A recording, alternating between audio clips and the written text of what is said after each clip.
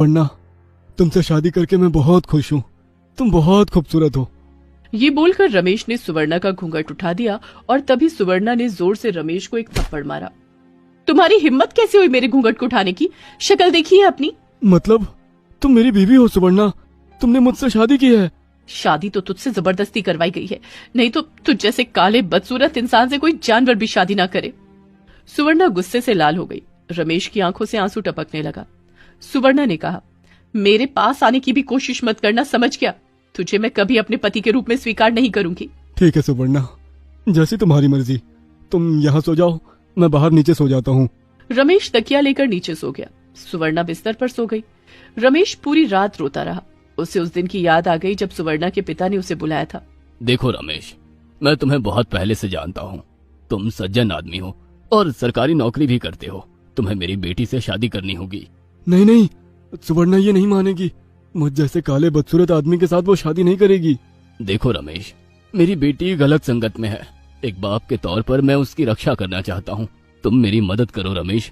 हरिहर ने रमेश को मना लिया। तब सुवर्णा अपने बॉयफ्रेंड के साथ मिलने के लिए बाहर गई हुई थी। उसके बॉयफ्रेंड का नाम आकाश है और आकाश एक लुच्चा लफंगा है।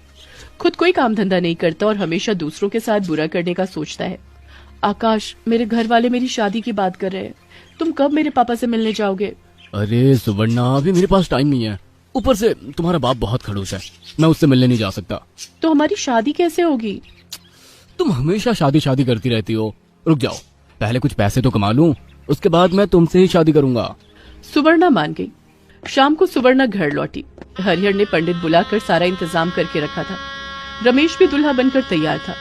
सुवर्णा के आते ही हरिहर ने उसे जबरदस्ती शादी के मंडप में बिठा दिया। ये क्या कर रहे हैं आप लोग? मैं ये शादी नहीं करूंगी, नहीं करूंगी। मैं तुझे उस लफंगे के साथ नहीं देख सकता।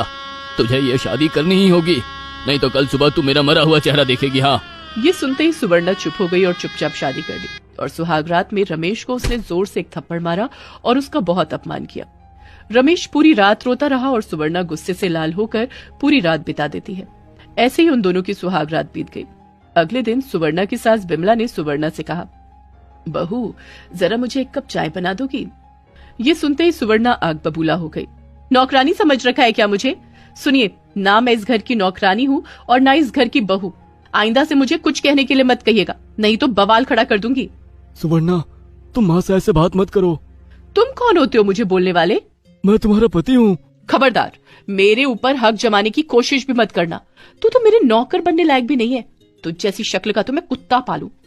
ये बोलकर सुवर्णा अपने कमरे में चली गई। बिमला ने कहा, ये कैसी बहू ले आए है बेटा? इसके अंदर इतना जहर भरा हुआ है। माँ, थोड़ा टाइम दो, समय के साथ सब कुछ ठीक हो जाएगा। आप बैठो, मैं घर का सारा काम करता हूँ। ये बोलकर रमेश घर का काम करने लगा। बिमला की तबीयत खराब थी, उसके जोड़ों में दर्द था, फिर भी वो उठकर रमेश की मदद करने लगी और सुवर्णा अपने कमरे में आराम से सो गई। काम खत्म करके रमेश ऑफिस चला गया। दोपहर को सुवर्णा नींद से उठी। बिमला से कहा, ए बुढ़िया, मेरा खाना कहाँ है? खाना दे, मुझे बाहर जाना है। दे रही हूँ, लेकिन इतनी धूप में जाओगी कहाँ? तुझसे मतलब? तुझे बताकर जाना होगा क्या? तो सुन ले, मैं मेरे बॉयफ्रेंड के साथ मिलने जा रही हूँ। बिमला को बहुत दुख पहुंचा।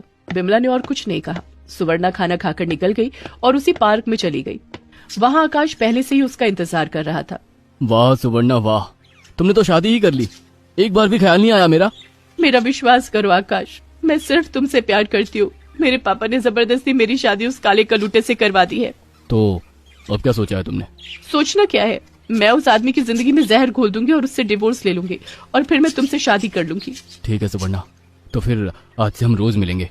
सुवर्णा राजी हो गई, लेकिन सुवर्णा को ये नहीं पता था कि उसकी जिंदगी में क्या मुसीबत आने वाली है। इसके बाद सुवर्णा और आकाश हर रोज मिलने लगे। सुवर्णा हर दोपहर को घर से निकल जाती थी। बिमला ने ये बात रमेश को बताई। रमेश ने कहा, चिंता मत करो माँ, एक दिन वो समझ जाएगी कि कौन सही है और कौन गलत। तब तक बस धैर्य रखो। सुवर्णा और आकाश एक साथ बहुत समय बिताने लगे और एक दिन सुवर्णा अपने ससुराल में सर चकरा कर गिर पड़ी। बिमला और रमेश उसे डॉक्टर के पास ले गए। डॉक्टर ने कहा, मुबारक हो बिमला बहन, आपके घर में बच्चा आने वाला है। आपकी बहू गर्भवती है। भगवान का लाख लाख शुक्र है, अब शायद सब कुछ ठीक हो जाएगा। बिमला को ये नहीं पता था कि ये बच्चा रमेश का नहीं है, लेकिन रमेश सब कुछ जानता था। रमेश सुवर्णा के पास गया। सुवर्णा, शादी के बाद से मैं जमीन पर सो रहा हूँ, तो फिर ये बच्चा किसका है? आकाश का है। अब तुम मुझे डिवोर्स दे दो, मुझे आकाश से शादी करनी है। उस रात रमेश बहुत रोया। उसे समझ में नहीं आ रहा था कि वो क्या करे। उसका मन डिवोर्स के लिए तैयार हो ही गया था कि तभी हरिहर का कॉल आया। अरे दामाद जी, मैं तो बहुत खुश हूँ, मेरी बेटी माँ बनने वाली है। दामाद जी, तुम कभी उसका साथ नहीं छोड़ना। नहीं छोड़ूंगा बाबूजी। क्या हुआ दामाद जी, तुम रो क्यों रहे हो? कुछ नहीं, ये तो खुशी के आंसू है बाबूजी।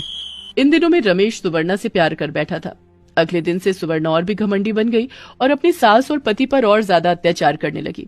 बिमला भी अपनी गर्भवती बहू की हर बात मानने लगी। रमेश भी सारा काम करने लगा।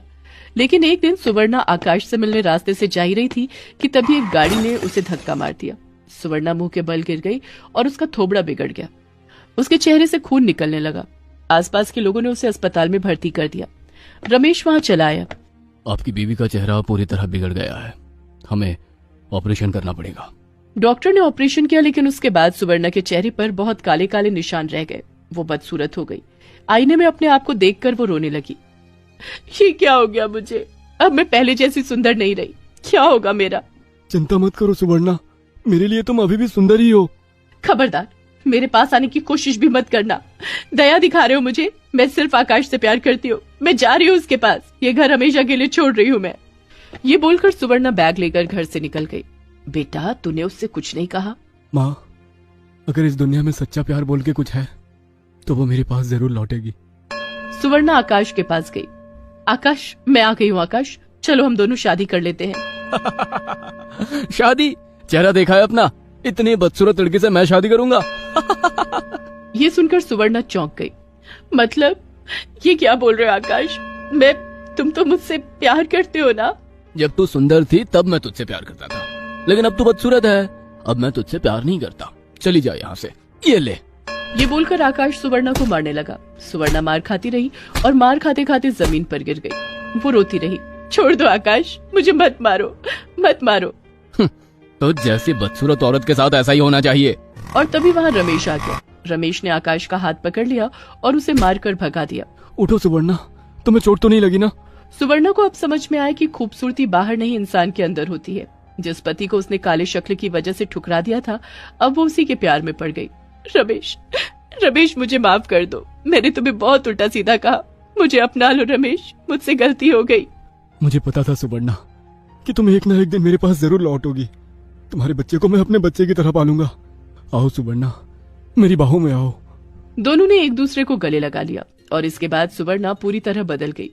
वो प्यार से रहने लगी। कुछ महीनों बाद उसे एक बेटा हुआ और सभी खुशी खुशी रहने लगे।